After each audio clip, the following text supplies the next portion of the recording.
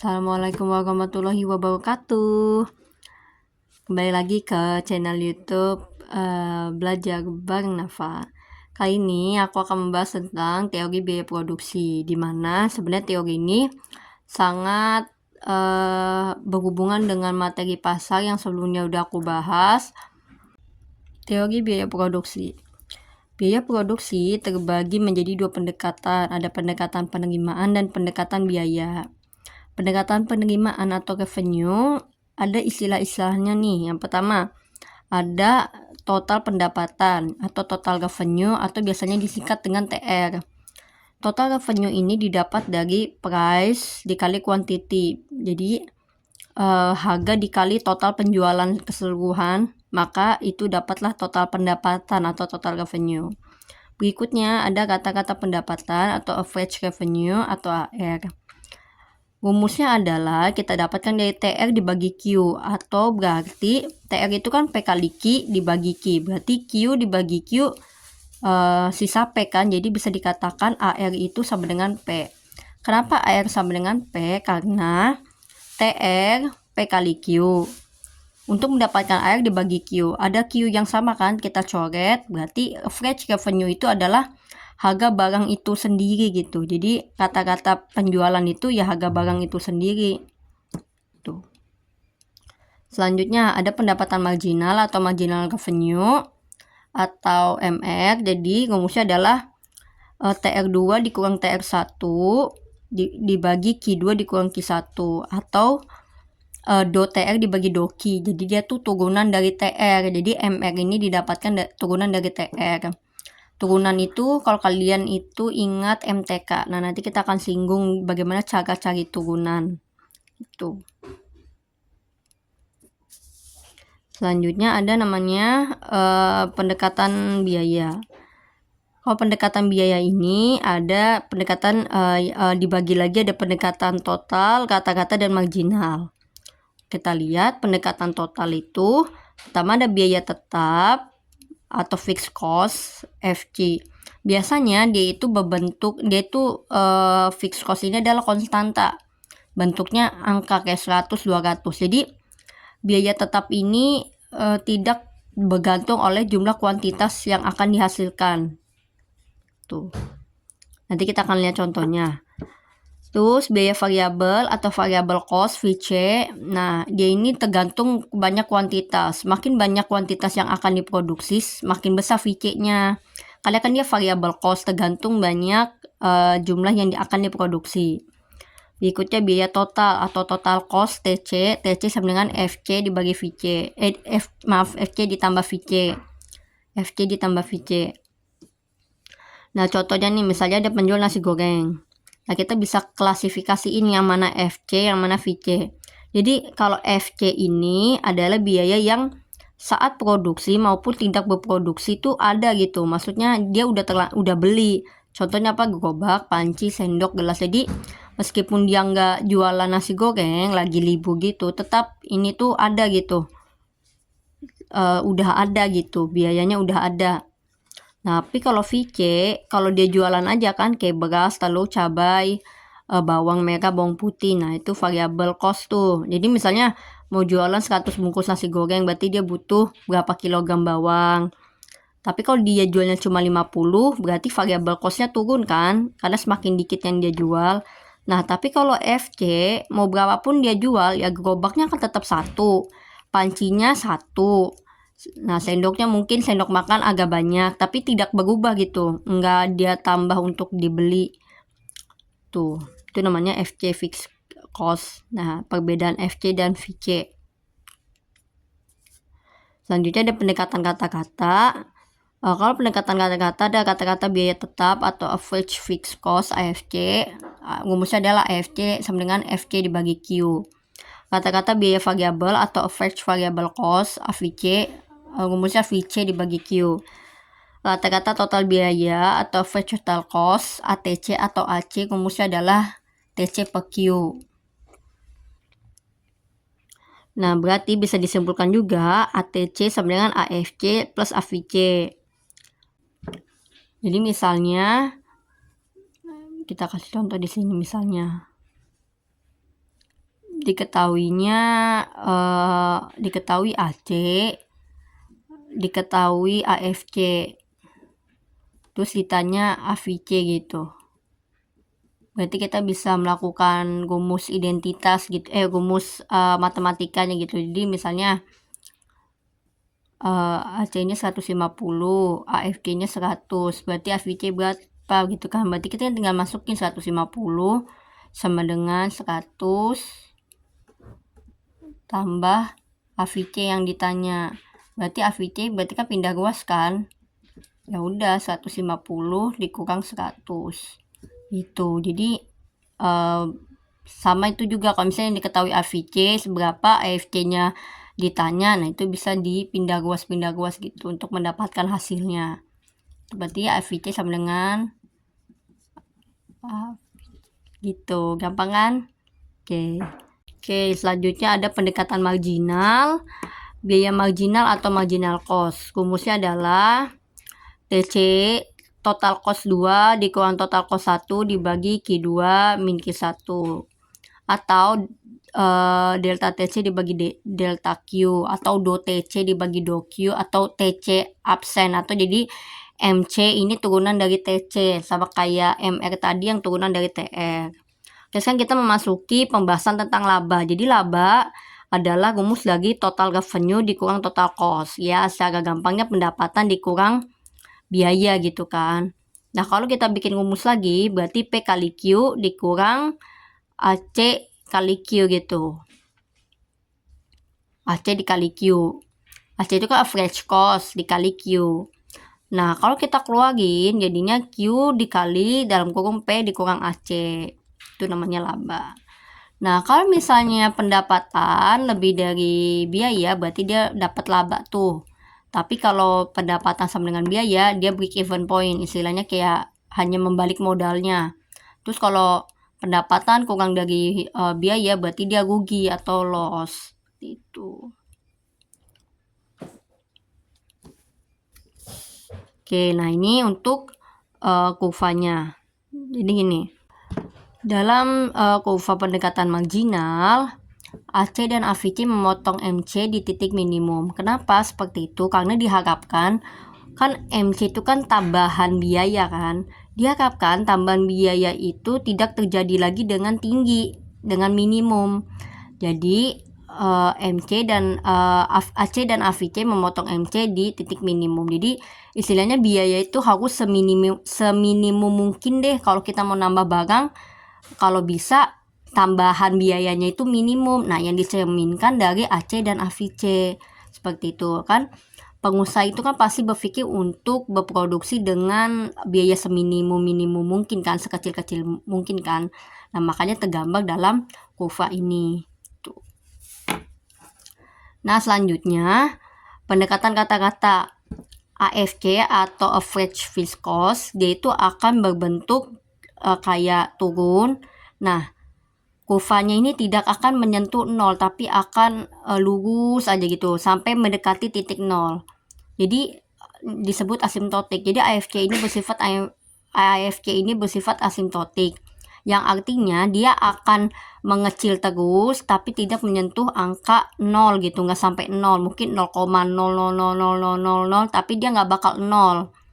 Nah, maksudnya apa? Jadi kalau AFC ini kita katakanlah misalnya, kita contohkan misalnya nasi goreng itu kan ada namanya panci gitu. Panci buat ngegorengnya. Nah, seberapa banyak apapun tukang nasi goreng ngegoreng nasi pakai panci, itu kan nggak membuat pancinya menghilang kan jadi 0.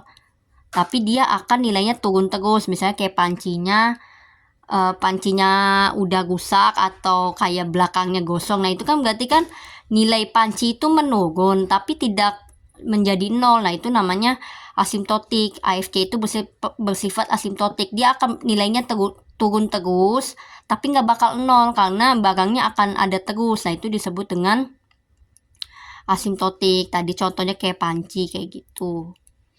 Nah, selanjutnya ada AVC, average variable cost. Dia pasti bentuknya ngelengkung kayak gini. terus pasti di titik minimum itu nanti akan bertemu dengan MC seperti yang tadi kita udah kita pelajari. Baik, sekarang kita akan membahas contoh soal. Oke, misalnya contoh soal nih. Diketahui FC 500.000, VC 30.000, terus Q 10, kuantitasnya 10, harganya 100.000. Berapa labanya? Ini laba kan, tanda laba. Nah, oke, kita ingat dulu apa rumusnya laba. Rumus laba adalah TR min TC. Oke. TR-nya itu P kali Q kan. P dikali Q. Dikurang TC apa rumusnya? FC tambah VC. Tuh. Oke, berarti sekarang P kali Q 100.000 dikali 10 adalah 1 juta. Terus FC tambah VC berarti 500.000 ditambah 30.000. Berarti 1 juta dikurang 530.000. Berarti labanya adalah 1 juta kurang 530.000 adalah 470.000. Berikutnya soal kedua yaitu TC sama dengan 2Q kuadrat min 4YQ plus 2Q gitu. Berapa marginal cost-nya? Nah, marginal cost itu didapatkan dari MC itu kan dari TC absen. Turunan gitu. Kita harus menurunkan turunan TC. Nah, kita menurunkan TC terhadap Q gitu. Kan do TC do Q gitu. Oke. Jadi turunan itu kalau sebenarnya udah pernah kalau MTK kelas 11 IPS tuh udah pernah kelas 11 matematika wajib pasti udah pernah diajarin, tapi kita review ulang. 2Q kuadrat min 4YQ ditambah 2Q. Jadi kan yang diturunkan TC terhadap Q, berarti pangkat-pangkat yang di Q ini yang kita harus turunkan. Oke. Kita lihat di sini. 2Q kuadrat. Turunan itu adalah menurunkan pangkat. Jadi pangkatnya diturunin 1 gitu. Dikurangi 1 gitu. Jadi pertama yang harus kita lakukan adalah pangkat di sini kita kalikan ke depan. 2 kali 2. Tuh, 2 kali 2 berapa? 4 Q berarti. Nah, pangkat 2 ini kita kurangin 1. Karena kan diturunkan. Nah, jadi 4Q pangkat 1. Gitu. Jadi pertama pangkatnya dikali ke depan sama angka di depan baru dikurangi 1. Terus dikurang sama ini juga. Ini kan pangkatnya 1. Kalau dikurang 1 pangkat berarti apa? Berarti udah Q pangkat 0 kan. Nah, sedangkan semua angka yang berpangkat 0 hasilnya 1. Ya kan, semua angka yang dipangkatkan 0 itu berarti 1. Berarti 4Y dikali 1 berarti kan 4Y dikali 1 kan tetap 4Y kan. Tuh. Terus ditambah sama ini juga pangkat 1. Dikurang 1 kalau mau diturunkan. Jadi berapa? Pangkat 0 kan. Semua yang dipangkatkan 0 1 berarti 2 dikali 1. Berarti jawabannya adalah 4Q min 4Y plus 2. Jadi gitu. Jadi pertama pangkatnya kan 1, pangkatnya dulu dikali ke depan. 1 dikali 4Y tetap 4Y kan. Nah, pangkat 1 dikurang 1 0, Q pangkat 0. Semua yang dipangkatkan 0 akan menjadi angka 1. Jadinya 4Y kali 1. Terus 2Q gitu. Nah, ini kan pangkatnya 1 kan. Kalau 2Q itu kan sama dengan kayak pangkat 1. 1 dikali 2 ke depan tetap 2.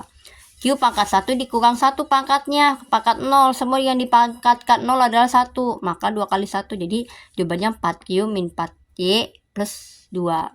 Soal ketiga yaitu misalnya diketahui nih total revenue 200Q min 5Q kuadrat, TC sama dengan 100Q. Berapa labanya? Nah kan rumus laba itu kan adalah TR min TC kan. Ya udah, berarti masukin 200Q min 5Q kuadrat minus 100Q. Tapi oh ya 100Q berarti 200Q dikurang 100Q karena ini nggak bisa dikurangkan, dia pangkat. Berarti 100Q minus 5Q kuadrat. Nah, tapi harusnya kan ini tapi kan di soal ini belum diketahui kuantitas yang akan dijual kan. Nah, jadi kita tuh harus mencari gitu. Mencari berapa sih Q yang akan dijual gitu untuk menghasilkan laba segini gitu. Mencari Q untuk laba max, laba maksimum atau rugi minimum. Jadi suatu pengusaha itu atau produsen akan berproduksi untuk laba maksimum, kalau rugi juga harus rugi minimum gitu. Nah, itu yang namanya perilaku produsen gitu. Nah, cara carinya adalah MR sama dengan MC. Berarti kita harus melakukan turunan lagi gitu kan. Oke, sekarang kita coba turunin TR. MR itu kan TR absen. Berarti kita turunin 200Q min 5Q kuadrat. Oke. Ini kan dia pangkatnya 1 nih, ya kan? Pangkatnya 1 kan. Berarti 1 dikali 200, 200. Pangkat yang ini dikurang 1, jadi 0 kan. Q pangkat 0, 1. Terus dikurang 5Q kuadrat. 2 dikali 5, 2 kali 5, 10. Pangkatnya kurang 1, jadi pangkat 1 kan berarti 10Q. Nah, gampang nih, berarti MR itu sama dengan 200 min 10Q. Nah, sekarang MC itu kan 100Q. Nah, Q ini kan pangkat 1 kan. Nah, 1 dikali 100, 100. Q pangkat 1 kurang 1 kan pangkat 0, berarti kali 100. Berarti MC sama dengan 100. Udah, kita masukin deh. Berarti MR-nya adalah 200 min 10Q sama dengan 100 gitu kan. Berarti min 10Q di sini sama dengan pindah ruas 200-nya 100 minus 200. Positif berubah ruas jadi negatif sama dengan min 10Q ini adalah minus 100. Berarti Q sama dengan minus 100 dibagi minus 10 sama dengan 10. Coret negatif bagi negatif, positif 10. Jadi kuantitas yang akan diproduksi adalah 10. Nah, baru kita substitusi deh ke sini.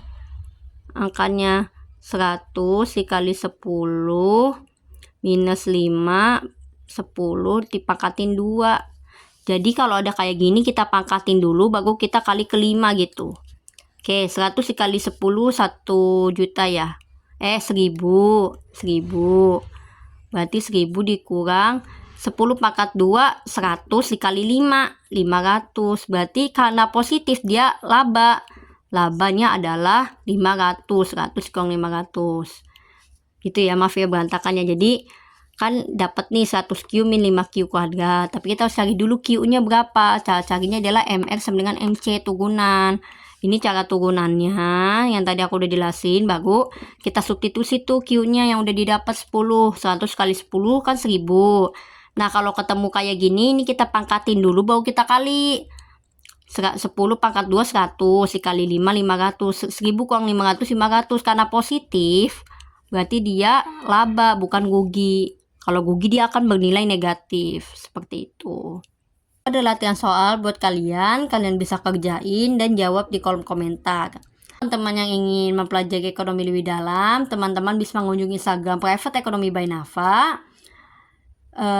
Karena di situ ada kontak WhatsApp aku yang bisa dihubungi untuk teman-teman tanya dari bagaimana metode pembelajaran aku, kedua price listnya, dan apa sih output dan goals dari les private bersama aku seperti itu.